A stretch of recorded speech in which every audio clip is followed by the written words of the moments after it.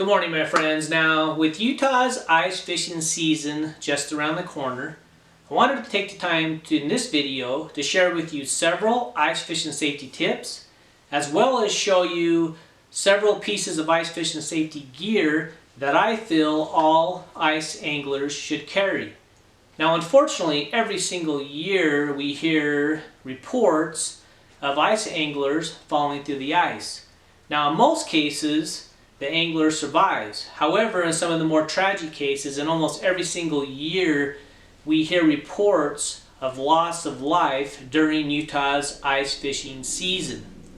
Now, my friends, way back in 2015, I shot a similar video that shared ice fishing safety tips.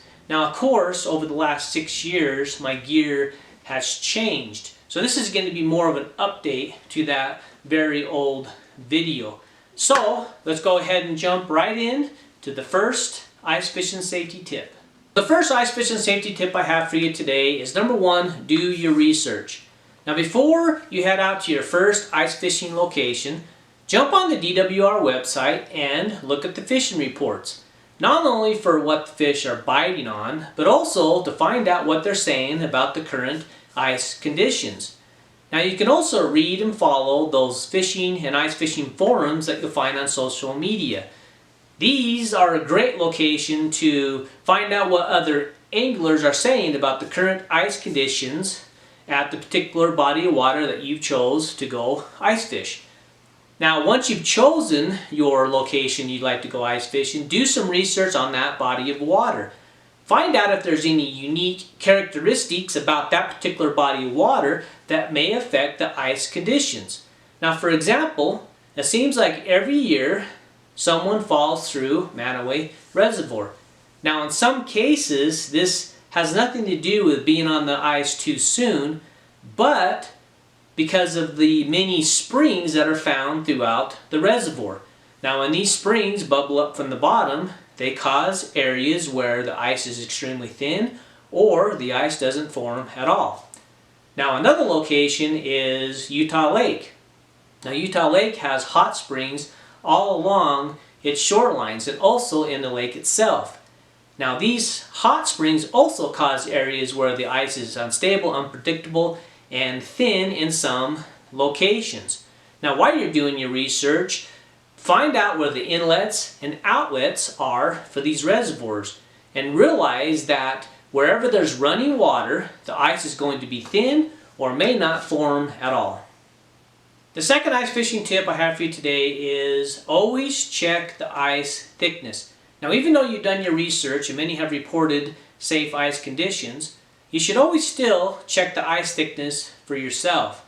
Now, remember that an ice fishing report can drastically change from one week to the next. Now, this could be caused by warm weather, wind, rain, and many other factors. Now, the ice thickness chart on your screen kind of gives you a guideline of what thickness of ice is safe for ice fishing. Now, remember, this is clear, solid ice that's represented in this chart. Now, there are several ways you can check the ice thickness, and one is you can simply drill a hole close to shore. You can check the thickness there, and as you make your way out onto the ice, you can continue to drill holes and you check the thickness as you go. Now, the one problem with this method is that in most cases, and I'm famous for this, is you only drill holes every 5 to 10 feet or so. Now, that really doesn't help you if, say, the ice is thin or unsafe directly in front of you. So I'm not completely against this technique because I've used this technique for years. However, there is a safer, easier, and more effective way to check the thickness of the ice, and that is using what's called a Spud Bar. A Spud Bar, or what some people call an ice chisel, is a very easy, effective way to check the ice as you're walking out onto the lake or reservoir. Now, you can check the ice directly in front of you before you even get to that location, so you'll know whether the ice is unsafe directly in front of you. You can also check it directly at your feet, and using a Spud Bar, you can easily detect those thin or soft spots, or maybe some of those springs like at Manaway Reservoir, because as you're punching this through the ice as you're walking out, this bar will go right through the ice, and then you know that at that point you back up, retrace your steps, or maybe completely get off the ice. Now the third tip is always carry self-rescue gear. And one tool that every ice angler should carry is what's called ice picks. Now these are designed to go around your neck for quick, easy access should you go through the ice. And they're used to pick the ice and help pull yourself out of the freezing water. Now really, this really inexpensive tool could be the difference between you sitting in the water for a long period of time waiting for rescue, or you having the opportunity to use these picks to do a self-rescue and get yourself back up on top of the ice. Another piece of safety gear that will greatly increase your chances of self-rescue is some sort of flotation device.